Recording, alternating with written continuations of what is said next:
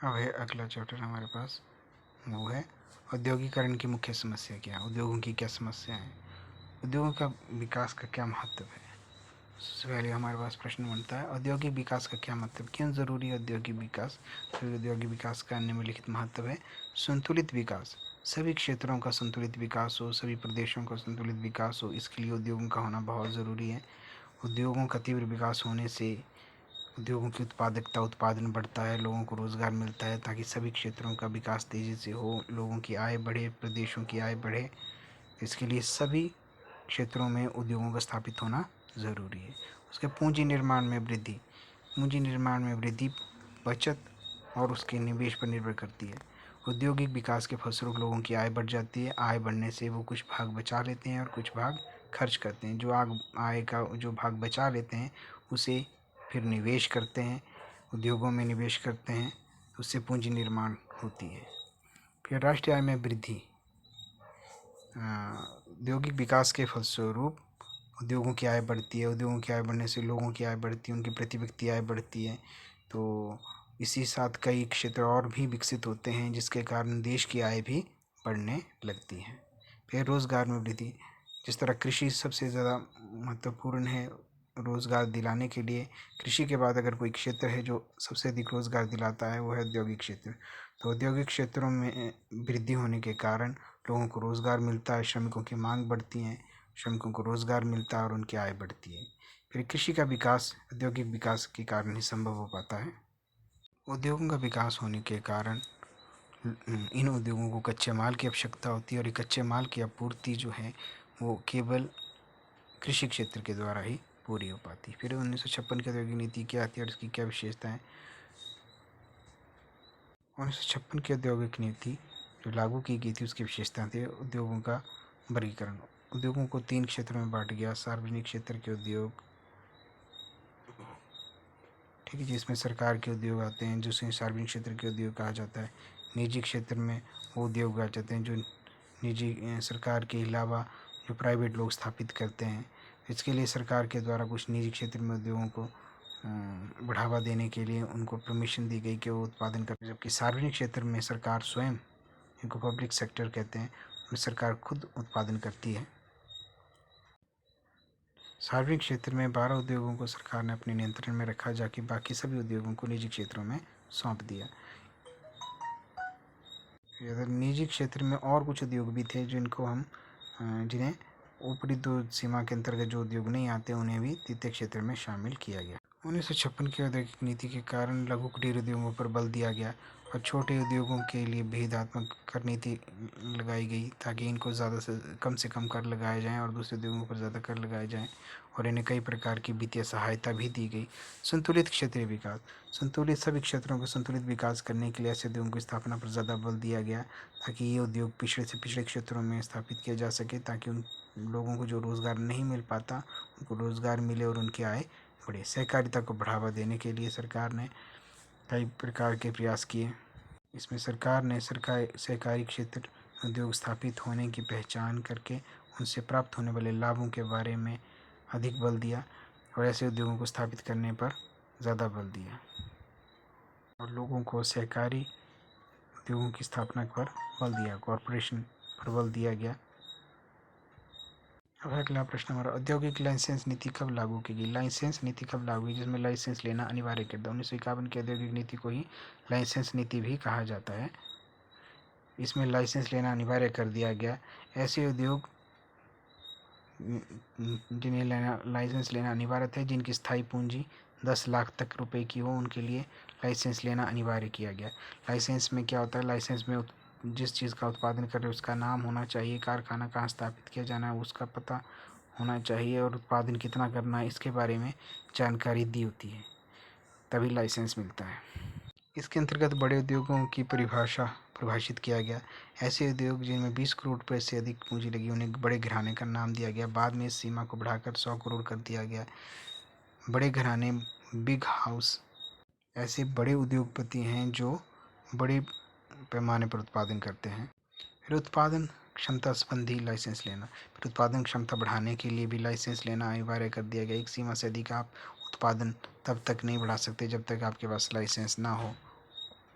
1991 की औद्योगिक नीति की क्या विशेषताएं थी? औद्योगिक नीति 1991 में लागू की गई। उसमें उदारीकरण, निजीकरण और वैश्वीकरण पर बल दिया गया। इसके अंतर्गत सार्वजनिक क्षेत्रों का संकुचन कर दिया गया। ऐसे सरकारी उद्योग जो घाटे में चल रहे हों उनको निजी क्षेत्रों में सरकार के द्वारा बेच दिया गया। इसके अंदर के केवल 4 क्षेत्रों को औद्योगिक क्षेत्र के लिए सुरक्षित रखा गया, बाकी सभी उद्योगों को इस सूची से बाहर रखा गया। लाइसेंस की समाप्ति। इस नीति के द्वारा अब लाइसेंस लेने की आवश्यकता को समाप्त। 6 उद्योगों को छोड़कर बाकी उद्योगों को स्थापित करने के लिए लाइसेंस लेने की आवश्यकता नहीं रही। एकाधिकारी घरानों पर नियंत्रण करने के लिए MRTP एक्ट बनाया गया ताकि वो जनता का शोषण ना कर सकें। अधिकतम निवेश की सीमा को समाप्त कर दिया गया ताकि एकाधिकार का रूप धारण करके वो जनता का शोषण ना कर सकें। बीमार उद्योग उन उद्योगों को कहते हैं जो घाटे में चल रहे हो। ऐसे उद्योगों को सरकार ने निजी क्षेत्रों में बेचने के लिए, जिसे विनिवेश कहते हैं, सरकारी क्षेत्र के घाटे के उद्योगों को निजी क्षेत्रों में बेचना विनिवेश कहलाता है, डिसइन्वेस्टमेंट। तो इन उद्योगों को सरकारी क्षेत्रों में से हटाकर उन्हें निजी क्षेत्रों में बेचने के लिए सरकार के द्वारा योजना बनाई गई। विदेशी पूंजी निर्माण। विदेशी पूंजी निवेश के लिए विदेशियों द्वारा, NRI द्वारा देशों में निवेश करने के लिए इसकी सीमा 24% थी। उसे बाद में बढ़ाकर 40% किया गया कि 40% NRI भारत में निवेश कर सकते हैं कुछ खास उद्योगों में। लघु कुटीर उद्योग। लघु उद्योग किसे कहते हैं हम? जो एक छोटे पैमाने पर उत्पादन करते हैं। और कुटीर उद्योग कहते हैं हम ऐसे उद्योगों को जिसमें परिवार के सदस्य ही मिलकर आपस में उत्पादन करते हैं। तो लघु कुटीर उद्योगों का क्या महत्व है? जैसे अगरबत्ती, मोमबत्ती आदि लघु और कुटीर उद्योगों का एक छोटा उदाहरण है। इसके महत्व पर क्यों बल दिया था? सबसे पहले रोजगार।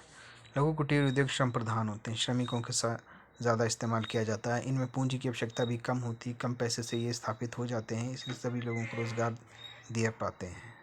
धन का समान वितरण। देश में आय के वितरण की समानता लाने में लघु कुटीर उद्योगों का अधिक महत्व है। छोटे पैमाने पर स्थापित होने के कारण ये उद्योग लोगों को रोजगार देते हैं और आय की असमानता, आय की कमियों को दूर करते हैं। उसके बाद है जनसंख्या का दबाव कम करते हैं। ये कृषि पर जनसंख्या का दबाव कम करते हैं क्योंकि कृषि रोजगार दिलाने का सबसे बड़ा माध्यम है और लघु कुटीर उद्योग रोजगार दिलाने का दूसरा सबसे बड़ा माध्यम है। इसी कारण ये लोगों को रोजगार दिलाने में लघु कुटीर उद्योगों का बहुत महत्व है। कम पूंजी की आवश्यकता। लघु कुटीर उद्योगों को स्थापित करने के लिए कम पूंजी की आवश्यकता होती है। छोटे उद्यमी, छोटे उद्योगपति आसानी से इसे स्थापित कर पाते हैं और लोगों को रोजगार दे पाते हैं। उत्पादन में शीघ्र वृद्धि। उत्पादन में इससे जल्दी वृद्धि होती है क्योंकि उद्योग जब से स्थापित किए जाते हैं ये अपना उत्पादन करना शुरू कर देते हैं क्योंकि इसमें उनको स्थापित करने में और उद्योग को उत्पादन बढ़ाने में अधिक समय नहीं लगता, जबकि बड़े उद्योगों को स्थापित करने में ही कई वर्ष लग जाते हैं। फिर आता है निर्यात में वृद्धि। ये उद्योग, लघु कुटीर उद्योगों का निर्यात में बहुत अधिक महत्व है। ये विदेशी मुद्रा भंडारण में देश की वृद्धि करते हैं। लघु कुटीर उद्योग बड़े उद्योगों की तुलना में अधिक उत्पादन, अधिक निर्यात करते हैं। हमें भारतीय उद्योगों की मुख्य समस्या कौन कौन सी? भारत के उद्योगों की मुख्य समस्या बहुत सी हैं, इनमें हम कुछ समस्याओं का ही वर्णन करेंगे। भारत के उद्योगों में जो मशीनें को इस्तेमाल किया जाता है वे बहुत पुरानी है, जिससे खर्चे ज़्यादा बढ़ते हैं और लाभ कम होता है। भारत में ट्रेड यूनियनों और मालिकों के बीच में आपसी झगड़े बने रहते हैं, जिससे तालाबंदी जैसी समस्याओं का सामना करना पड़ता है। झगड़े होने के कारण उद्योगों को उत्पादन बढ़ाने का उचित अवसर नहीं मिल पाता। भारत में औद्योगिकरण के फलस्वरूप कुटीर उद्योगों की तुलना में बड़े उद्योगों का विकास तेज़ी से हुआ है, जबकि कुटीर उद्योगों की ओर ज़्यादा ध्यान नहीं दिया गया है, जिसके कारण ज़्यादा उत्पादन में वृद्धि नहीं हो पाई है कुटीर और लघु उद्योगों की। भारतीय उद्योगों को अच्छी किस्म का कच्चा माल उपलब्ध नहीं हो पाता, जिसके कारण निर्यात करने में और उनकी गुणवत्ता में वो क्वालिटी नहीं आ पाती, जिससे विदेशी उन वस्तुओं को खरीद पाएँ। भारत की नई औद्योगिक नीति कब लागू की? 24 जुलाई 1991 को लागू की गई। उद्योग किसे कहते हैं? फर्मों के समूहों को जो एक प्रकार वस्तु का उत्पादन करते हैं उन्हें उद्योग कहते हैं। बहुत सी फर्मों से मिलकर उद्योग बनता है। लघु उद्योग किसे कहते हैं? जिसमें 3 करोड़ रुपए की पूंजी लगी हो। कुटीर उद्योग जिसमें परिवार के सदस्य मिलकर काम करते हैं। लाइसेंस नीति एक लिखित अनुमति है जो सरकार के नियमों के द्वारा उस वस्तु का उत्पादन करने के लिए अनुमति देती है। लाइसेंसिंग एक्ट कब लागू किया गया? 1951 में। प्रश्न खड़ा होता है हमारे पास, लघु कुटीर उद्योगों की मुख्य समस्याएं क्या है? लघु कुटीर उद्योगों की समस्याएं क्या है? जो छोटे उद्योग हैं उनकी क्या समस्या है? वित्त की समस्या है। इनको आसानी से वित्त नहीं मिल पाता, पैसा नहीं मिल पाता, जिनके कारण इनको उचित ऋण नहीं मिल पाने के कारण ये अपना विकास नहीं कर पाते, और जो ऋण मिलता है वो काफ़ी महंगी दरों पर मिलता है, जिसके कारण इनके खर्चे बढ़ जाते हैं और लाभ कम होता है। तकनीक की कुशलता में कमी। लघु उद्योगों जो तकनीक का इस्तेमाल करते हैं वो घटिया किस्म की होती है, जिसके कारण इनके माल की गुणवत्ता नहीं बढ़ पाती और खर्चे ज़्यादा बढ़ते हैं। घटिया तकनीक होने के कारण खर्चे लागतें ज़्यादा बढ़ती हैं और लाभ कम होता है। सरकारी सहायता का अभाव। लघु कुटीर उद्योगों को सरकार के द्वारा बहुत प्रोत्साहन दिया जाता है, लेकिन वास्तव में इनकी वित्तीय सहायता ना के बराबर है।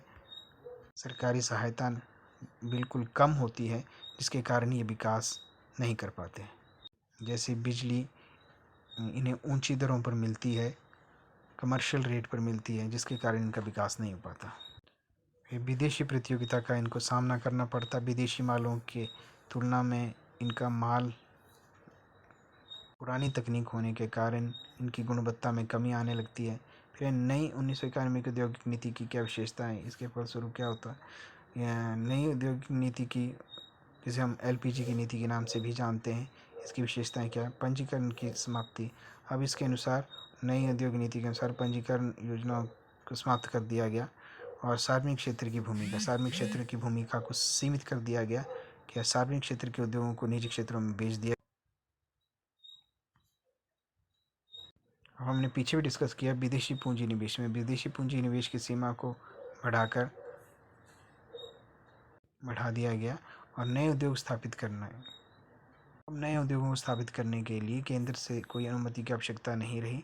कुछ उद्योगों के लिए लाइसेंस लेने की आवश्यकता रहती थी।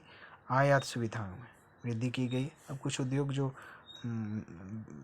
कच्चे मालों का आयात करते थे दूसरे देशों के लिए से, उन देशों को आयात करने के लिए अनुमति लेनी पड़ती थी, अब वो समाप्त कर दी गई।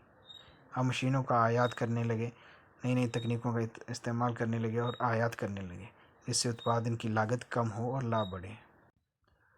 अब प्रश्न ये है कि भारतीय अर्थव्यवस्था में औद्योगिकरण का क्या महत्व है? भारत की अर्थव्यवस्था में औद्योगिकरण क्यों महत्व है? राष्ट्रीय आय का में वृद्धि। औद्योगिकरण राष्ट्रीय आय का के कारण औद्योगिकरण के कारण राष्ट्रीय आय में वृद्धि होती है।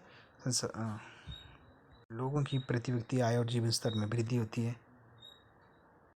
कृषि विकास में महत्व।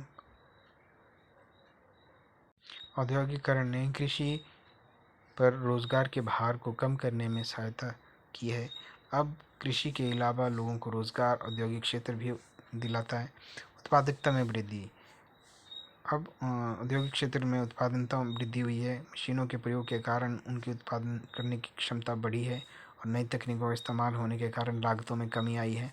जीवन स्तर में सुधार। औद्योगिकरण के फलस्वरूप लोगों के रोजगार में वृद्धि हुई, लोगों की आय बढ़ी, आय बढ़ने से लोगों के जीवन स्तर में सुधार हुआ। सुरक्षा के लिए लाभदायक। औद्योगिकरण के फलस्वरूप देश में कई प्रकार के ऐसे उद्योग स्थापित किए गए जिनके फलस्वरूप देश की सुरक्षा में काफ़ी बल मिला। ऐसे उद्योग स्थापित किए गए जो राष्ट्रीय सुरक्षा को ध्यान में रखकर उत्पादन करते थे। तो ये थे हमारा कि औद्योगिकरण से क्या अभिप्राय है। सभी आर्थिक क्रियाओं, नियमों और अधिनियमों से जिनके अनुसार देश में उत्पादन किया जाता है। लघु उद्योगों से अभिप्राय वे उद्योग हैं जिनमें 3 करोड़ की पूंजी लगी हो। कुटीर उद्योग जिसमें परिवार के सदस्य मिलकर काम करते हो। 1956 की औद्योगिक नीति में सार्वजनिक क्षेत्रों की स्थापना को साथ कर दिया गया और नई औद्योगिक नीति 24 जुलाई 1991 को लागू की गई। नई औद्योगिक नीति की विशेषता क्या थी? सार्वजनिक क्षेत्रों को ख़त्म कर दिया गया, कम कर दिया गया, लाइसेंस की समाप्ति कर दी गई, एक अधिकारों को उनको छूट दी गई और लघु उद्योगों को विशेष अधिकार दिए गए। लाइसेंस नीति का एक लिखित अनुमति जो सरकार द्वारा उद्यमी को किसी वस्तु का उत्पादन करने के लिए दी जाती है। लाइसेंस का क्या उद्देश्य है? लाइसेंस का उद्देश्य निवेश और उत्पादन का विकास करना, उद्योगों का केंद्रीकरण, लघु उद्योगों का विस्तार करना और क्षेत्रीय असंतुलन को दूर करना या संतुलन विकसित करना। लाइसेंस नियंत्रण के लिए कौन सी दो संपत्तियों का गठन किया गया? एक हजारी समिति और दो ही दत्ता समिति। भारत में लाइसेंस की स्थापना के लिए किस एक्ट की शुरुआत की गई? लाइसेंस स्थापना के लिए कौन सा 1951 का एक्ट बनाया गया। और इस भारत में किन्हीं दो औद्योगिक वित्तीय संस्थाओं का नाम बताओ। वित्तीय संस्थाएं भारतीय औद्योगिक वित्त निगम और राज्य औद्योगिक वित्त निगम। तो ये चैप्टर था, ये खत्म हो गया हमारा।